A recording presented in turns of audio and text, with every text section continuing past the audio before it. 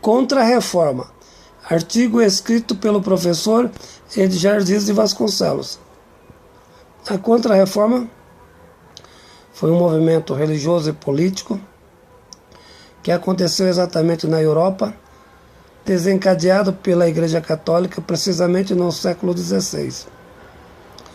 O seu objetivo nasceu naturalmente como resposta às grandes teses desenvolvidas pelos humanistas, membros das igrejas que formularam a Reforma.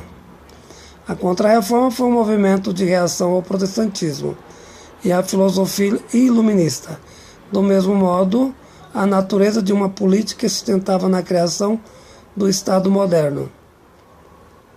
A Contra-Reforma, a formulação desenvolvida por grandes ordens religiosas, tais quais franciscanos, dominicanos e agostinianos. Apelava à defesa da moralidade, defendia a volta à pureza primitiva.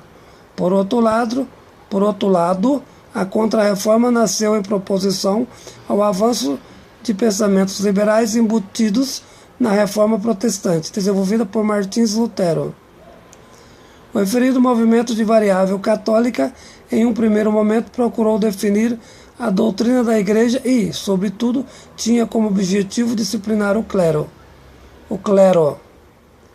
Portanto, em um primeiro momento, o objetivo do movimento tinha caráter político conservador e era moralista do ponto de vista do comportamento social religioso. O movimento inicialmente não desejava nenhuma mudança do regime político. Não estava associada à ideologia iluminista do mundo moderno. Mas, como aconteceu a reação do ponto de vista das mudanças por parte do Vaticano, como doutrina e fundamento da sociedade feudal, a defesa intransigente da situação vigente provocou a radicalização de outras forças no interior da sociedade. Tais forças estavam preocupadas com o Vaticano como mecanismo político poderoso, desenvolvendo posteriormente a reforma em defesa não apenas da moralização da fé, mas sobretudo criando as condições para uma mudança social, política e econômica. Posteriormente, a reforma possibilitou o surgimento do Estado moderno. Foi exatamente nesse contexto que nasceu a Contra-Reforma, objetivado defender o Estado feudal, do mesmo modo salvar a monarquia, como também o poder papal.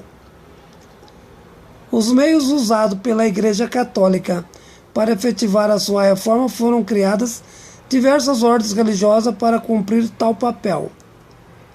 Destacou-se a Companhia de Jesus. Foi realizado o Concílio de Trento, local onde se efetivou a Contra-Reforma. Depois das determinações de procedimentos, a instituição fez uso de seus instrumentos ideológicos, tendo como principal arma a Inquisição, a censura, e não foram poucos os perseguidos e mortos. Artigo escrito pelo professor Edgar Dias de Vasconcelos.